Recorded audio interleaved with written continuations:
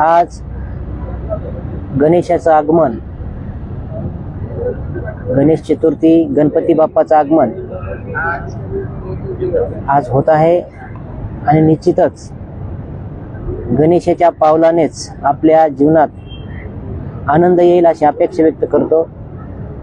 हे आंदोलन चालू होण्यापूर्वी 2 आपल्याच बांधवांचे बळी आणि हे आंदोलन सुरू झाल्यानंतर 15 दिवसांमध्ये 2 बांधवांचे निधन त्या ठिकाणी झालं।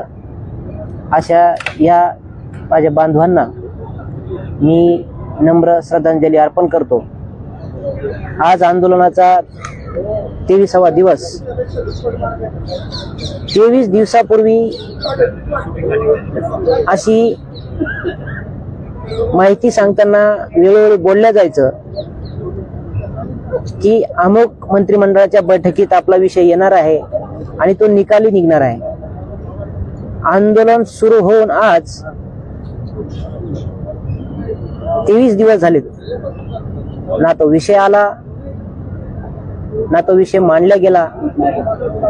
केवळ माहिती येते आहे करत करत माहिती येण्यालाच 23 दिवसाचा कालावधी गेला आणि परवा दिवशी रात्री 8:30 पर्यंत सगळ्या कर्तव्यदक्ष आयुक्त कार्यालयातील सन्माननीय अधिकारी यांनी सदरील माहिती शिक्षण विभाग मंत्रालयात सादर केली आणि त्याच दिवशी या माहितीवर अभिप्रेत कारवाई करण्याचं काम इथल्या मंत्रालय स्तरावरील सर्व शिक्षकांना न्याय देण्यासाठी धडपड करणाऱ्या अधिकाऱ्यांनी कार्यवाही सुरू केली।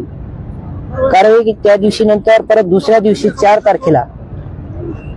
तारखेला या संदर्भात सर्व संकलन ड्राफ्टिंग आपल्या माननीय शिक्षण विभागाच्या अधिकारी उभा आहे।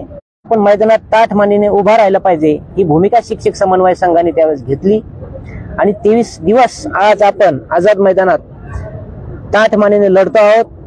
प्रातिनिधिक स्वरूपात राज्यभरातील शिक्षक या ठिकाणी हजेरी लावत आहेत आणि या निमित्ताने पाठपुरावा करण्याचं काम सुद्धा शिक्षक समन्वय संघाच्या टीमने चांगल्या प्रकारे केलं आहे।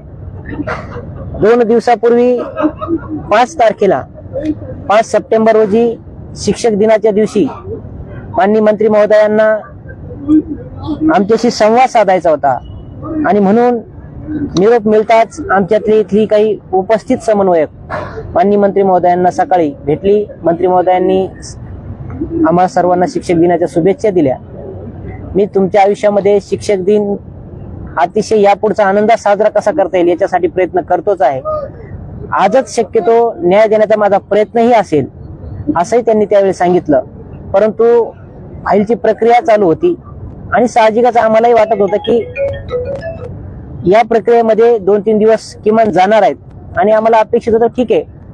त्या बैठकीमध्ये विशेष सांगायचं म्हणजे 5 तारखेच्या या राज्याचे लाडके मुख्यमंत्री, संवेदनशील मुख्यमंत्री ज्यांनी खरंच 1160 कोटी रुपये देण्यासाठी पुढाकार घेतला आणि त्याला अनुमोदन देण्याचं काम सुद्धा तत्कालीन अर्थमंत्री माननीय देवेंद्र फडणवीस साहेबांनी घेतलं। ते 1160 कोटी प्रत्यक्षात खात्यात देखील पडले आहेत आणि कालच्या बैठकीत झालेल्या मंत्रिमंडळाच्या 5 तारखेला माननीय मुख्यमंत्र्यांनीच एक गोष्ट सांगितली की अरे केसरकरजी तुमच्या विभागाची फाईल आज का नाही आली, आज शिक्षक दिन आहे। म्हणजे मुख्यमंत्र्यांना आपल्या विषयाची काळजी आहे आणि त्यावेळेस माननीय शिक्षण मंत्र्यांनी सांगितले की काही प्रक्रिया या संदर्भातली अर्थ विभागाची प्रोसिजर बाकी आहे आणि निश्चित या पुढील कॅबिनेटला ती आणण्याचा आपण प्रयत्न करू आणि त्या अनुषंगानेच फाईल काल अर्थ विभागामध्ये सकाळी शार्प 11:30 ला दाखल झाली। शिक्षण विभागातून ती 10:30लाच गेली। 11:30 नंतर माझे 2 बांधव ज्यांना मंत्रालयाचा पाठपुरावा कसा करायचा हे मी सुद्धा त्यांच्याकडून शिकलो, गजानन काकड आणि सुशील रंगारी यांनी त्या फाईल मधला कोथळा पूर्ण बाजूला काढला की फाईल मध्ये शिक्षकांच्या प्रती कुठलीही चुकीची माहिती असू नये आणि त्यावेळेस त्या आंदोलनाला अर्थ असतो आणि त्या आंदोलनातून पुढे जायला सोपं जातं। या दोघांनी मिळून काल आम्ही समवेत सगळे होतो आणि त्या संदर्भातल्या नस्तीच्या व्यवस्थित रीडिंग झालं आणि त्यामध्ये काही धोका होणार नाही याची काळजी आपण घेत आहोत। विशेष सांगायचं म्हणजे मित्रांनो, फार मोठा धोकाही त्याच्यामध्ये आहे. कारण याच्यात असं कुणाला वाटत असेल की मी आता अपात्र होतो की काय, पात्र होतो की काय, अशी शंका त्याच्यामध्ये आहे. त्याचे संबंधित पुरावे आमच्याकडे आहेत. त्यातले एक फक्त 2-4 वेळी मी तुम्हाला या लाईव्हच्या अंतिम टप्प्यात मी सांगणारच आहे. कुणाला असं वाटत असेल की 60 वरून 80 जाताना मी अपात्र होणार नाही, तर ती त्याच्या डोक्यातून ती शंका काढून टाकावी, कारण ते होण्याची शक्यता नाकारता येत नाही. असं कुणाला वाटत असेल 40 वरून 60 जाताना असं होणार नाही, त्यांनी ती डोक्यातून काढावी. 99-20% येणाऱ्या घोषित शाळा आहेत, त्या संदर्भातली सुद्धा त्याच्यामध्ये माहिती आहे. आणि म्हणून तुम्हाला एक विनंती आहे, अर्थ विभागाने याच्यामध्ये कुठेतरी आता शंका घालू नये. वेळ कमी राहिलाय.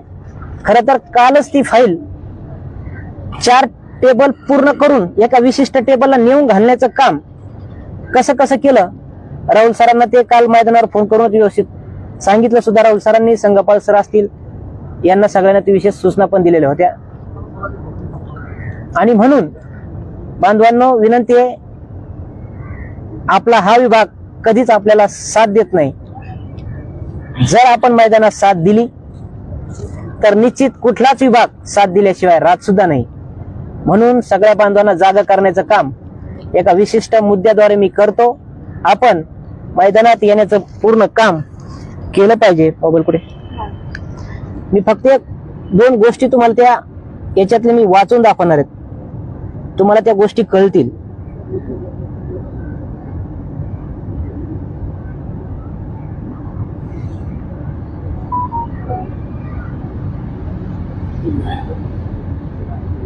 बघा, 6 फेब्रुवारी 2023 नुसार अनुदानास पात्र झाले, तथापि या व्यतिरिक्त शासन निर्णय 6/2/2023 नुसार निकषाची पूर्तता न केल्याने कायमस्वरूपी अपात्र शाळांची संख्या 612 आहे. त्यानंतर प्राप्त झालेल्या 1633 प्रस्तावापैकी 1402 शाळा अपात्र झाल्या आहेत. अशा प्रकारे एकूण 2014 शाळा अपात्र ठरवण्यात आलेल्या आहेत. मी फक्त हे असलेल्या माहितीमुळेच सांगतोय, मला खोटं कधी बोलता आलं नाही. जे आहे ते या शिक्षक समन्वय संघाच्या यापूर्वीच्याही आंदोलनात ठामपणे सांगितलं गेलेलं आहे. मग याच्यात जवाब दो आंदोलन असेल, महाएल्गार आंदोलन असेल आणि हे 3रं हुंकार आंदोलन असेल. यामध्ये याच्यापूर्वीही आमचे मित्र दीपक कुलकर्णी सर असतील, यांनीही उपोषण वगैरे केली, पाथरीला केली. या सगळ्यांनी ठामपणे भूमिका चांगली व्यक्त केलेली आहे. पण लक्षात घेण्याची गरज याच्यामुळे या आंदोलनामध्ये आणि गेलेल्या फाईलच्या प्रस्तावामध्ये अनेक गोष्टींची माहिती आणखी सुद्धा आहे, जी धक्कादायक आहे. ती मला आता सांगायची नाही. जसा जसा जसा आपण पुढे जाऊ या संदर्भातलं सगळं अवलोकन मी करत राहणार आहे. सोमवारी या संदर्भात विशेषतः ती फाईल जर कालच्या टेबलला गेली असती, कारण संबंधित अधिकारी आता 9 दिवसाच्या सुट्टीवर आहे. लक्षात घ्या. तुम्हाला असं वाटत असेल येणाऱ्या मंत्रिमंडळाच्या बैठकीत ती फाईल येईल, तर आपले कार्यक्षम शिक्षण मंत्री निश्चितच यासाठी अनेक प्रयत्न करत आहेत. परंतु कधी असतं, माणूस हतबल तेव्हा होतो जेव्हा वारंवार सांगूनही एखादा अधिकारी ऐकत नसेल, तर त्या गोष्टीला त्या मंत्र्याचाही नाईलाज होत असतो. आणि अशा लोकांना प्रशासनाला वठणीवर आणायचं काम आझाद मैदानातूनच यापूर्वी झालेलं आहे. म्हणून तुम्हाला कळकळीच्या विनंतीनं जागा करतो. आव्हान येण्याचं मी करणारच कधीच नाही, कारण काय, आम्ही जागच करण्याचं काम यापूर्वी केलेलं आहे. आणि जागे होऊनच लोक आझाद मैदानात आलेली आहे. आणि जागे होऊन आलेली लोक आणि त्या लोकांच्या रेट्यामुळं सगळं काही आपल्या खात्यात पाडून देण्यापर्यंत शिक्षक समन्वय संघ ताठमानेने आझाद मैदान कधी सोडून गेलेला नाही. आपले खातं, पगार, हातं आणि शिक्षक समन्वय संघाची ही आझाद मैदानावर लढाई बळकट करण्यासाठी आपण मैदानात आलं पाहिजे, जागं राहिलं पाहिजे, आपल्या मागण्याप्रती सजग राहिलं पाहिजे. कारण येणारा सोमवार, मंगळवार आणि बुधवार हा गौरी पूजनाचा काळ त्या ठिकाणी आहे आणि संबंधित अधिकारी सुद्धा त्या संबंधित आहे. परंतु त्यांच्या टेबलला काल फाईल गेलीये. 5:30 वाजता सदरील फाईल संदर्भात टिप्पणी करण्याचं काम सुरू आहे. आणि कुठल्या प्रकारचं काय असेल ते आता आम्हाला या ठिकाणी वाचायला करायचं नाही, पण टिप्पणीमध्ये भयंकर आहे. आपल्याला जागा होण्याची गरज आहे. फाईल लपवली जाण्याची शक्यता आहे. 8 ऑक्टोबरला आचारसंहिता लागण्याची दाट शक्यता आहे. आपले पालक म्हणून शिक्षण मंत्री न्याय देण्याच्या भूमिकेत असले जरी या राज्याचे लाडके मुख्यमंत्री आपल्या बाजूने निर्णय घेण्यात प्रक्रियेत असले तरी खोडा कुठल्या विभागातून घातला जातो त्या विशेष ठिकाणी तो मंत्री त्या ठिकाणी समोर येत नसतो, परंतु प्रशासनाचे कान टोचायचं काम त्या ठिकाणी केलं जातं आणि ठराविक कुणाला तरी रजेवर पाठवलं जातं. एकदा माणूस रजेवर गेला की त्याच्या बाजूने त्या ठिकाणी स्वाक्षरी करणारा कोणी नसतो.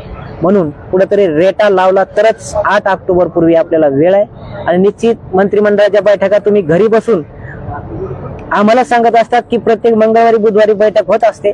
तर अशा मंगळवारी बुधवारची जरी बैठका धरल्या तरी मला वाटतं यानंतर 3 किंवा 2 जास्तीत जास्त 3 आणि इमर्जन्सी 4 बैठका होणार आहेत. यापूर्वी सांगितलं गेलं की या बैठकीत होणार त्या बैठकीत होणार, परंतु मी ठामपणे आम्ही या शिक्षक समन्वय संघाच्या व्यासपीठावरून सांगितलं होतं, विचारपीठावरून सांगितलं होतं की अशा कुठल्याही कॅबिनेटला प्रस्ताव एवढ्या तुर्तास आणखी 4-5 कॅबिनेटला येण्याची शक्यता नाही. कारण ती प्रक्रियेतून आम्ही जात होतो, पुण्याच्या माहितीमध्ये आम्ही अपडेट घेत होतो. पुण्याहून कुठलं तरी चुकीचं पाऊल उचललं जाऊ नये, कारण ते इथं ते परत फेर पुन्हा तसंच सादर करावं लागतं.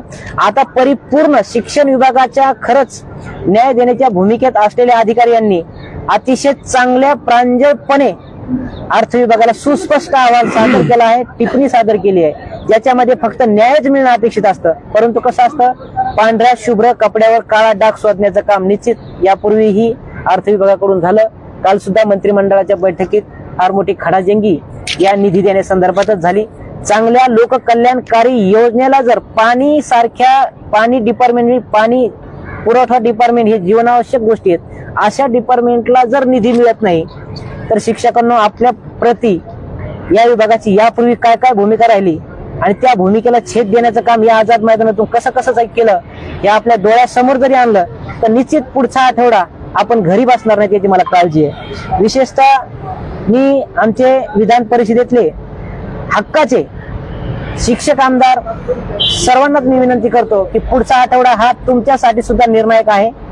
या राज्याचे अर्थमंत्री माननीय दादा यांच्या पक्षाचे आमदार, यानंतर यासह सत्ताधारी पक्षाचे आमदार यांना विनंती करतो की सत्ताधारी पक्षाकडे तुम्ही हक्काने भांडू शकता आणि विरोधी पक्षातले जरी आमदार असले तर त्यांना पक्ष नसतो, कारण पसंती असते.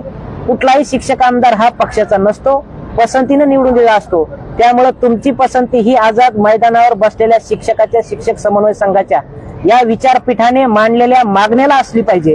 आणि या मागण्याला आपली जर मागणीला या पसंतीच नसेल तर तुम्ही शिक्षकाप्रती आदर किती आहे हे आता हळूहळू दिसायला लागला आहे. 5 सप्टेंबर सारखा शिक्षक दिन पवित्र गणला गेला, याला आपण साधा आझाद मैदानाला येऊन भेट देत नाहीत, याच्या इतकी शोकांतिका महाराष्ट्रात असू शकत नाही. आपण शिक्षक आमदार आहोत की शिक्षकांना कायम डावलणारे आहोत हे आपण पहिले ठरवलं पाहिजे. शिक्षक आमदारांना माझी नम्र विनंती आहे, पुढच्या आठवड्यात आपण या जर ठिकाणी पाठपुरावा करत नसाल तर येणाऱ्या बुधवारी काय ऍक्शन, काय संदर्भात आम्हाला बोलायचंय, आक्रमक भूमिका घ्यायची त्याची आम्ही भूमिका घेऊ आणि प्रत्येकाचा लेखाजोखा कुठे कसा मांडायचा आम्हाला चांगल्या प्रकारे माहित आहे. विनाकारण आम्हाला त्या फंद्यात पाडू नका. आम्हाला आमचा हक्काचा पगार पाहिजे. प्रस्तावित केलेल्या फाईलमध्ये 1104 कोटी रुपये आपल्याला द्यायचे आहेत फक्त, आणि 1104 कोटी आपल्याला पदरात पाडून घ्यायचे असेल बांधवांनो तर शिक्षक आमदारांनाही आपण सगळ्यांनी सांगितलं पाहिजे तुम्ही मैदानात या. आणि यानंतर पदवीधर आमदार 7 आहेत, यापैकी काही सत्ताधारी आहेत, काही विरोधी पक्षाचे आहेत. या सगळ्यांनीच आम्हाला या ठिकाणी आम्हाला म्हणण्यापेक्षा शिक्षक समन्वय संघाने प्रस्तावित केलेल्या मागण्यांना या मैदानात येऊन पाठिंबा देत या पाठिंबा पाठपुराव्यामध्ये रूपांतर करताना त्यांनी भूमिका घेण्याची गरज आहे. पुढच्या आठवडा हा अत्यंत निर्णायक आहे. पुढच्या आठवड्यात जर मंत्रिमंडळासमोर फाईल गेली नाही तर निश्चित अनेक शंका कुशंका येण्याची दाट शक्यता आहे, फाईल लपवली जाण्याची शक्यता आहे. कारण या संदर्भात अर्थ विभाग अतिशय जागरूकपणे काम करत आहे, परंतु आपले पालक म्हणून मंत्री केसरकर साहेब चांगली भूमिका घेत आहेत. त्यांनी भूमिका घेणं फार गरजेचे आहे.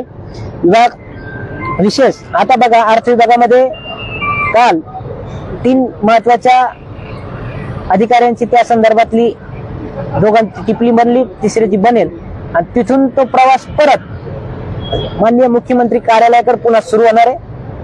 तिथं पुन्हा कक्षा अधिकारी, टिप्पणी, राज्याचे मुख्य सचिव आणि मग नंतर कॅबिनेटचा प्रस्ताव. ही सगळी प्रक्रिया एका आठवड्याची 2 आठवडे तुम्हाला सोपी वाटत असली तर तुम्हाला हे पण सांगतो, फाईल गेली म्हणजे लगेच हातात घेतात हे डोक्यातून काढून टाका. परंतु फाईल गेली म्हणजे हातात घेण्यासाठी काय करावं लागतं हे सुशील रंगारिंग काकांनी मला त्यांची खरंच कामाचं कौतुक करतो मी कालचं. त्यांनी अतिशय सफाईदारपणे व्यवस्थित सगळं हँडल केलं. पटापटा तिथून टिप्पणी झाली की लवकर तिथल्या साहेबांना सांगून की आमच्या 18-20 वर्षाचा वनवास आहे, तुम्ही सहकार्य करा. एक विनंती करत काल शेवटच्या टेबलला फाईल अर्थ विभागामध्ये काल गेली आहे. आणि निश्चित काही अधिकारी काल रजेवर गेलेत. आता 9 ते 10 दिवसाची रजा आम्हाला त्या ठिकाणी दिसली. संबंधित अधिकाऱ्याच्या टेबलला फाईल गेली म्हणजे अधिकाऱ्यांची एक जबाबदारी आहे की ती कालच्या तारखेत त्यांनी ती क्लिअर करायला पाहिजे. परंतु त्या फाईलविषयी जर अनास्था असेल तर 9 दिवस सुद्धा ती फाईल तिथं पडून राहील. आणि निश्चित 9 दिवस पडली म्हणजे 2 कॅबिनेट गेल्यात. शेवटच्या कॅबिनेटला जर निर्णय घेतला तर तुम्हाला आणखी सांगतो बांधवांनो, त्याचा शासन निर्णय होणार नाही. याच्या भूतकाळामध्ये जाऊन तुम्ही अवलोकन करा. 8 मार्च 2019ला असंच 157 दिवस आंदोलन संघटनेचं चालू होतं आणि 1628-2452चा निर्णय त्या ठिकाणी झाला होता. आणि 10 मार्चला आचारसंहिता लागली. तो निर्णय कुठे गेला, काय गेला, त्याच्यानंतर पुन्हा तो कुणा पटलावरच आला नाही. अशा भूमिका सुद्धा यापूर्वी झालेल्या आहेत. त्यानंतर 13 सप्टेंबर 19चा सुद्धा तुमच्या पाठीशी अनुभव आहे. असे संभाव्य धोके होऊ नये, पुढचे 3-4 वर्ष मिळणाऱ्या टप्प्याला लागू नये असं आपल्याला वाटत असेल तर आपल्याला मोजून या ठिकाणी 2 आठवडे 3 आठवडे काय आठवडे असतील आचारसंहितेपूर्वी तेवढी जर ताकद आपण ताकदीनं लढलो तर निश्चित सांगतो हाच मिळणारा टप्पा याच सरकारमध्ये आपल्याला मिळू शकतो. सदरील सरकार सुद्धा तुम्हाला असं वाटत असेल फक्त शासन निर्णय देणार आहे. बांधवांनो, शासन निर्णय देत असताना सुद्धा अनेक गोष्टी त्या ठिकाणी टाकणार आहे. या तुम्हाला सांगायची गोष्ट पुन्हा एक सांगतो की आपल्याला एक गोष्ट भयावह त्या टिप्पणीमध्ये आहे. आपण जागे व्हा, मैदानात या, अशी आपल्याला शिक्षक समन्वय संघ हुंकार आंदोलनाच्या माध्यमातून आजच्या 23व्या दिवशी या ठिकाणी उपस्थित असलेल्या सर्व समन्वयकाकडून करतो. आणि आपण विचाराला बांधील असाल, महिन्याला आपल्या चेहऱ्यावर हसू येतं, पगार येतो, 20चा येतो, 40चा येतो, 60चा येतो, त्यावेळेस ते हसणं आणखीन द्विगुणित व्हायचं असेल काही दिवसासाठी तर आपल्याला त्या मैदानात यावं लागणार आहे. आपल्याला शासनाकडे भांडावं लागणार आहे आणि भांडल्याशिवाय काही मिळणार नाही. कुणाला असं वाटत असेल की हे सहज होणारच आहे आणखी डोक्यातून काढून टाका. विभाग कटाक्षाने काम करतो आहे. आपला विभाग जरी संवेदनशीलपणे आपल्यासोबत भावना ओतप्रोत ठेवत असेल तर इतर विभाग आपल्या प्रति अतिशय शंका घेऊन वागत आहे. इतकं चांगलं स्पष्टीकरण शिक्षण विभागाने देऊन सुद्धा त्याच्यामध्ये काळा डाग शोधण्याचं काम कालपासून सुरू आहे आणि ती फाईल तिथं स्टॉप झालेली आहे. ती तिथंच यापूर्वी स्टॉप झालेली आहे. एवढंच मी आपल्याला सांगतो. आणि पुन्हा ताकदीनं पुढे जायचं असेल तर आपण सगळ्यांना विनंती आहे, सोमवारपासून गौरी पूजनाच्या काही ठिकाणी सुट्ट्या आहेत. विशेषतः सांगायचे मला की मुंबई परिसरामध्ये गणेश उत्सवाच्या निमित्ताने कोकणवासीय मुंबई आजूबाजूच्या सगळ्या जवळजवळ 13,000 कर्मचारी आहेत. आजूबाजूला महिला शिक्षिका, शिक्षकेतर कर्मचारी आणि शिक्षक या बांधवांनी खरं तर सुट्ट्या असताना आझाद मैदानावर आलं पाहिजे. एवढी मी त्यांना विनंती करते. पुणे, नाशिक, मराठवाडा, अमरावती या जवळची बांधव या ठिकाणी तातडीने येण्याची गरज आहे. आणि या बांधवांनी यापूर्वी खरंच चांगली ताकद वापरलेली आहे. या जवळच्या परिसरात नाशिक, पुणे आणि मुंबई यांनी जर लक्षात घेतलं तर येतच आहे. बाकी मराठवाडा, अमरावती, कोल्हापूर, पुणे, कोल्हापूरचे सुद्धा बहुसंख्य बांधव परवाच्या दिवशी महिला शिक्षिका या ठिकाणी होत्या. आणि असे अनेक बांधवांना मी विनंती करतो, आता पुढच्या आठवड्यामध्ये खूप ताकदीनं मैदानात लोक येतच आहे. परंतु त्याला ताकद देण्याचं काम 63,000 बांधवापैकी शाळेपैकी किंवा या बांधवांमध्ये असलेल्या 6,336 शाळा या ठिकाणी वाढीव टप्प्यासाठी प्रस्तावित केलेल्या आहेत. परंतु त्या अपात्रचाही मी आकडा सांगितलेला आहे. त्याच्यामध्ये कोण असू शकतं, कोण नसू शकतं हे मला अजिबात सांगायची गरज नाही. ज्याला काही वाटतं त्यांनी आलं पाहिजे. आपण कुठं आहोत याची जाणीव झाली पाहिजे. आपण आपलं ठिकाण मैदानाच आहे, मैदानात न्याय मिळू शकतो. तर सहजपणे जर प्रवास सोपा व्हायचा असेल तर मैदानात या. एवढी मी आपल्याला नम्र जागरूक करण्याचं काम करतो. आपण याल अशी अपेक्षा व्यक्त करतो आणि या ठिकाणी थांबतो. यानंतर माझे मित्र संगपालजी सोनवणे सर आपल्या भावना या ठिकाणी व्यक्त करतो. प्रथमतः आपले प्रमुख बोलल्यानंतर आपण बोलायचं नसते, त्यामुळे मी केपी सरांचे प्रथमतः माफी मागतो, कारण सर मी लेट आलो. पण मित्रांनो, गेल्या 16 तारखेपासून आझाद मैदानावर आपलं आंदोलन चालू आहे आणि आंदोलन हे प्रत्येकाच्या फक्त वैयक्तिक पगारासाठी चालू आहे. जर इथं जो माणूस बसतोय त्यालाच पगार मिळणार असेल तर हजारो लोक इथं आज हजर झाले असते. परंतु आपल्याला राहुल कांबळे एकटा बसला काय आणि तिकडे त्याचं काही झालं काय कोणाला काही घेणं नाही. त्यामुळे मित्रांनो, प्रत्येकाला आपापल्या पगाराची काळजी आहे. तुम्ही जेव्हा तुमच्या हातात पगार घेता प्रत्येक 1 किंवा 2 तारखेला, तुम्हाला लाज वाटायला पाहिजे की आपण कोणाच्यावर पगार घेतोय. जर एक एक माणूस तिथे बसते, लढते, तुम्हाला तिकीट मिळत नाहीत, तुम्हाला हे मिळत नाही, तुम्हाला ते मिळत नाही, आणि तुम्हाला अगोदर जनरल डब्यात बसून तुम्ही प्रवास केलेले आहेत. आज तुम्ही ते दिवस विसरलात. 20, 40, 60% तुम्ही घेतात, कोणाच्यावर घेतात. मित्रांनो, जेवढे घरी बसलेले लोक आहेत, आपण गेल्या महिन्यापासून 2 महिन्यापासून प्रत्येक जिल्ह्यावर विभागावर आपण आंदोलनाला सुरुवात केली. सुरुवात करत असताना 2 जागेवर आपले उपोषण झाले. एक धाराशिव आणि दुसरं पाथरी. राहुल कांबळे, के.पी. पाटील सर हे तिथे आले होते. 7 दिवस लोक उपाशी राहिलेत.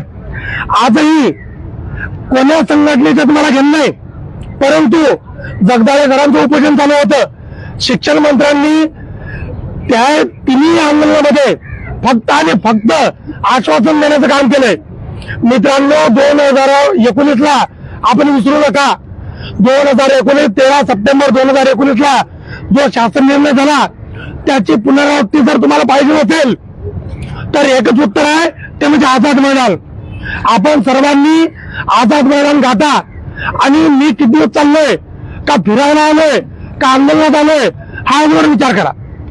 आपण इथं येतात, Marine Drive, Gate of India, इकडे तिकडे फिरणं करतात लोक, इथं बसतात, कारण त्यांची पोट तिडकी आहे. त्यांना तेवढं वाटतंय की आपण आपल्या आंदोलनात बसावं, आंदोलन सक्सेस करावं. तुम्ही बघितलं असेल मागच्या वेळेस इथं सरपंचांचं 1 दिवशी आंदोलन झालं, 1च दिवशी आंदोलन झालं. एका दिवसामध्ये निर्णय घेऊन गेलेत. एका दिवसामध्ये जर निर्णय होत असेल तर तुम्ही सुद्धा सर्वांनी येत्या सोमवारी घरी काय कार्यक्रम असतील, दरवर्षी कार्यक्रम येतात, दरवर्षी सण येतात, दरवर्षी सगळं चालतंय. परंतु जर तुम्हाला, कारण तुम्ही 2019ची जर तुम्हाला पुनरावृत्ती पाहिजे नसेल तर तुम्ही सर्वांनी आझाद मैदान गाठावं. तुमच्या सगळ्या प्रश्नाचं उत्तर फक्त आझाद मैदान आहे. आणि जाहीर मधले खासकर घ्या, फाईलचा पाठपुरावा आहे, फाईलचा प्रवास आहे. हे के.पी. सरांनी जस्ट आपल्याला सांगितलंय. आपल्यामध्ये काय झालंय, श्रेयवाद निर्माण व्हायलाय. आंदोलन कोण लावतोय याच्यावर आम्ही हजर राहण्याची तयारी करतोय. आंदोलन कोण लावतोय ह्यापेक्षा महत्वाचं आहे आंदोलन कशासाठी लागतंय. आंदोलन तुमच्या पगारासाठी लागलंय. शिक्षक समन्वय संघ फक्त पगारासाठी लढतोय. 27 संघटना एकत्र करून समन्वय संघाची स्थापना झाली. समन्वय संघामध्ये आज आपण कोणा संघटनेचं नाव देत नाहीत. 27 संघटना आहेत.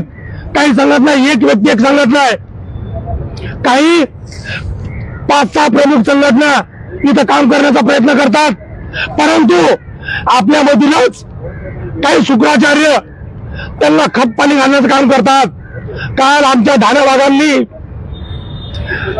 व्हॉट्सअपला तर केलंच, परंतु ज्यांना ज्यांना फोन करायला पाहिजे होते त्यांना त्यांच्या त्या पातळीत बोलण्याचं काम आमच्या समन्वय संघाच्या कार्यकर्त्यांनी केलं. परंतु मित्रांनो, आपण एका व्यक्तीसाठी इथे येऊ नका, कोण आंदोलन लावलं ह्यासाठी येऊ नका. तुमचा फक्त वैयक्तिक पगार मिळवण्यासाठी तुम्ही आझाद मैदान गाठावं. आझाद मैदानाशिवाय तुम्हाला पर्याय नाही. ही जी माती आहे ना, ही माती कपाळाला लावल्याशिवाय तुम्हाला काय भेटलं नाही. या मातीला दिले, कोणाच्या मागे फिरू नका. पाठपुराव्यावर माझा भरोसा नाही. आपण ऑफिशियली पाठपुरावा करावा, परंतु नेत्याच्या मागे फिरून तुम्हाला काही मिळणार नाही. त्यांनी फक्त तुम्हाला गोल गोल बोलून तुम्हाला घरी बसवण्याचं काम केलंय. 2 महिन्यापासून आम्हाला अशा बातम्या येऊ लागल्या, तुमचं काम उद्या व्हायलंय, तुमचं काम परवा व्हायलंय, येत्या आठवड्यात तुमचा निर्णय होऊन जाईल. काय झालं, आमचे लोक गाफील झालेत, लोक घरी बसलेत आणि आमचे लोक नाही हुशार आहेत. एवढे हुशार आहेत की ते आपल्यापेक्षाही फेसबुक व्हॉट्सअपवर अग्रेसर आहेत. त्यांना प्रत्येक गोष्ट इथल्या माणसांना लेट कळती, त्यांना अगोदर कळती. त्यांना घरी अगोदरच कळते काय होणार आहे आणि काय होणार आहे, केवळ काय झालं आणि काय होणार आहे. लोक येतात, सोमवारी येतात, सोमवार मंगळवार बुधवार 3 दिवस बसले, कॅबिनेट झाली घरी. आज तो राहुल कांबळे पागल आहे तो, एकटा इथं बसलाय, 16 तारखेपासून बसलाय. तुम्ही काय करता घरी? त्याला मुलं बाळ नाहीत, त्याला घर नाही, त्याला मायबाप नाही, त्याला बायको नाही. तुमच्याच बायका, तुमच्या पदराखाली तुम्ही बायकांच्या, मी पाथरीमधून हेच बोललो होतो, पुन्हा तेच बोलतो. आता पदराखाली नको नका, बायकांच्या साड्या घालून घरात बसा. कारण तुम्ही फक्त घरात बसण्याच्या लायकीच्या, तुम्ही घर बसत, तुम्ही घर बसत असल्यामुळे हा प्रश्न चिघळत चाललाय. हा प्रश्न केवळ आणि केवळ, मी तर म्हणतो याला शासन जबाबदार नाही, याला अधिकारी जबाबदार नाहीत, याला केवळ आणि केवळ हा जो शिक्षक घरात बसलेला आहे हा जबाबदार आहे. जोपर्यंत हा घराच्या बाहेर पडत नाही, हा मैदानावर येत नाही, तोपर्यंत प्रश्न मिळत नाही. मित्रांनो, आता तुम्हाला विनंती करत नाही, आवाहन करतोय, सोमवारपासून गणपती आहे, गौरी आहे, असू द्या, आपले दैवत आहेत, आपल्या सोडणार नाहीत, हे तुमचं काही वाईट करणार नाहीत. तुम्ही तुमच्या प्रश्नासाठी रविवारी सुद्धा कॅबिनेट मीटिंग झाल्यात, बुधवारची मंगळवारची वाट बघू नका. रविवारी सुद्धा कॅबिनेट होऊ शकते, रात्री 2 वाजता सर्वोच्च न्यायालय जाऊ शकते. त्यामुळे मित्रांनो, सोमवार मंगळवार बुधवारचा विचार करू नका. तुम्ही फक्त सोमवार मंगळवार बुधवारचा विचार करता. समोरचा गुरुवार शुक्रवार शनिवार रविवार ह्या राहुलचा विचार करा, राहुल कांबळेचा विचार करा. हे 4 दिवस तुमचं कसं काढतंय? इथं येणं, फोटो काढणं, स्टेटस ठेवणं, झालं आपलं काम, संपलं आंदोलन. तुम्ही स्टेटस ठेवलं म्हणजे तुमचं आंदोलन संपलं. तुमच्या संस्था चालकांना दाखवतात, मुख्याध्यापकांना दाखवतात, आम्ही इथं हजर आहेत. अरे फक्त फोटो काढण्यापुरते हजर आहेत का? मित्रांनो, येत्या सोमवारपासून मी तुम्हाला आवाहन करतो की जर तुम्ही नाही आलात तर तुमच्या भविष्याला अंधारात पाडणारे तुम्हीच असणार, आणि तुमचं भविष्य अंधारात ठेवण्यासाठी कारणीभूत फक्त आणि फक्त घरभाषा असेल. या घरभाषांसाठी मी पुन्हा पुन्हा आवाहन करतो, सोमवारपासून तुमच्या बिनपगाराचा ठरल्या तरी चालतंय, इतिहासात तुमची नोंद होईल. मी 3 दिवस, मी 5 दिवस बिनपगाराचा घेतली आहे. मी बिनपगारी होतो, माझा पगार त्याचा कपात केलाय, हे तुम्हाला कळलं पाहिजे. इतिहासात तुम्ही जेव्हा रिटायरमेंट व्हाल तेव्हा तुम्हाला कळेल माझा 3 दिवसाचा 5 दिवसाचा पगार या कामासाठी कपात करण्यात आला होता. म्हणून मित्रांनो, पगाराचा विचार न करता तुम्हाला जो पगार आज घरी बसून भेटतोय तो फक्त आणि फक्त या आझाद मैदानाच्या मातीमुळे. त्यामुळे मित्रांनो, या मातीला विसरण्याचं काम करू नका, या मातीला विसरू नका. तुम्हाला टोटली अपडेट घर बसल्या केपी सरांनी फेसबुक लाईव्हच्या मार्फत तुम्हाला दिलंय. परंतु घरी बसून ही माहिती घेतल्यापेक्षा माझा पगार, माझी जबाबदारी, आंदोलन कोण लावणं हे महत्वाचं नाही, कशासाठी लावलं हे महत्वाचं आहे. त्यामुळे मित्रांनो, मी पुन्हा पुन्हा तुम्हाला आवाहन करतो की आझाद मैदान गाठा. आझाद मैदानाशिवाय आतापर्यंत काही भेटलं नाही आणि भेटणार सुद्धा नाही. कोणाच्या मागे फिरणं, लाचारपणा सोडून द्या. लाचारी नको, हक्क पाहिजे. लाचारी नको, हक्क पाहिजे. लाचारी नको, हक्क पाहिजे. लाचारी नको, हक्क पाहिजे. लाचारी नको, हक्क पाहिजे. लाचारी नको, हक्क पाहिजे. लाचारी नको, हक्क पाहिजे. शिक्षक एकजुटीचा, शिक्षक समन्वय संघाचा, शिक्षक एकजुटीचा, शिक्षक समन्वय संघाचा. धन्यवाद.